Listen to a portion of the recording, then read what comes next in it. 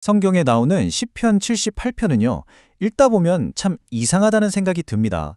보통 역사라고 하면 위대한 영웅이나 찬란한 승리를 기록하잖아요. 근데 이 시편은 이스라엘의 부끄러운 실패담으로 가득 차 있거든요.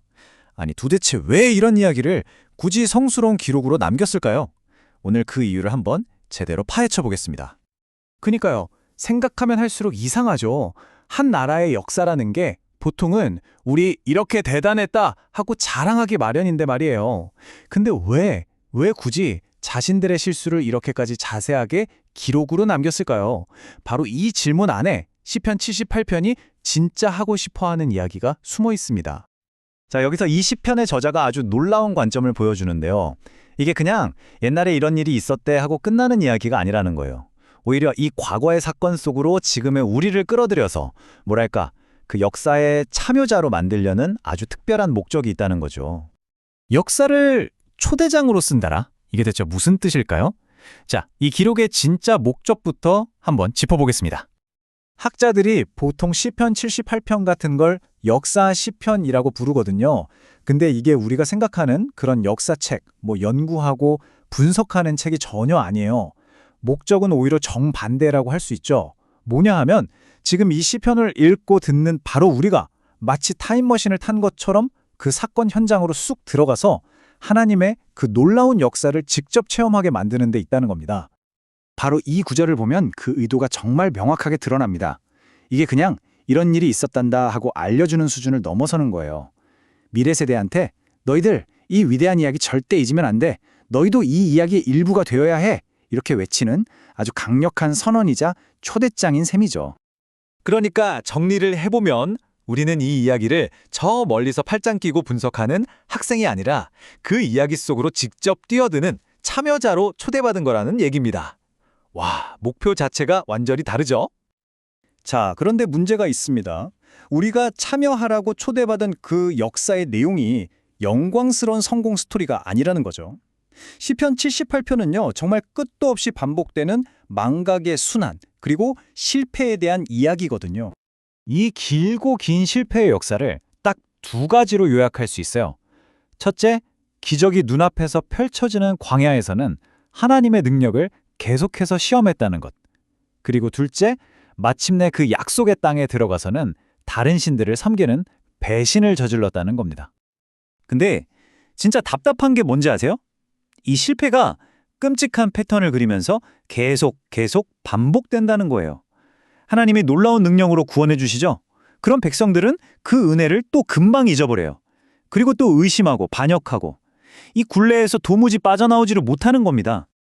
바로 이 한마디에 그들의 불신앙이 아주 잘 나타나 있죠.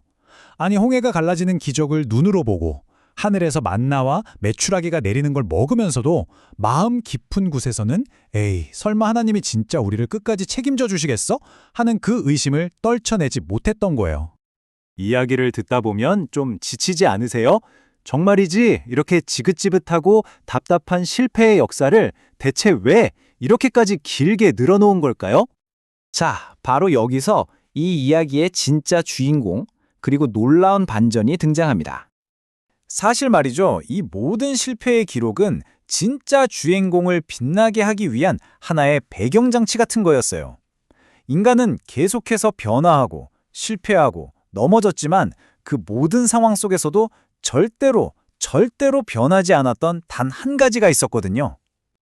그 주인공은 바로 히브리어 단어 헤세드입니다. 보통 우리나라 말로는 인자하심이라고 번역되는데요. 이게 그냥 친절함 정도의 뜻이 아니에요. 이건 약속에 근거한 아주 끈질기고 신실한 사랑, 변치 않는 자비를 의미하는 깊은 단어입니다. 네, 바로 이거예요. 시편 78편의 진짜 초점은 인간의 실패가 아니었던 겁니다. 그 지긋지긋한 모든 실패에도 불구하고 단 한 번도 멈추지 않았던 하나님의 그 신실한 자비, 바로 이 헤세드의 모든 스포트라이트가 맞춰져 있었던 거죠. 그럼 이 하나님의 변함없는 자비, 헤세드라는 게 그냥 추상적인 개념으로만 남아 있었을까요? 아니요, 그렇지 않습니다. 하나님은 이걸 아주 구체적이고 눈에 보이는 희망으로 딱 보여주셨어요. 여기서 하나님이 역사의 물줄기를 완전히 바꾸는 결정적인 선택을 하십니다. 기존의 예배 중심지였던 실로, 또 지도자 가문이었던 에브라임 지파를 버리시고 완전히 새로운 장소인 시온과 정말 뜻밖의 인물인 목자 다윗을 선택하신 거죠. 이건 정말 그 누구도 예상하지 못했던 새로운 시작이었어요. 아니, 근데 왜 하필 목동 출신의 다윗이었을까요? 시편은 그의 두 가지 핵심적인 자질을 딱 짚어줍니다. 하나는 하나님을 향한 진실한 마음의 성실함, 그리고 또 하나는 백성을 올바르게 이끄는 지혜로운 손의 공교함이었죠.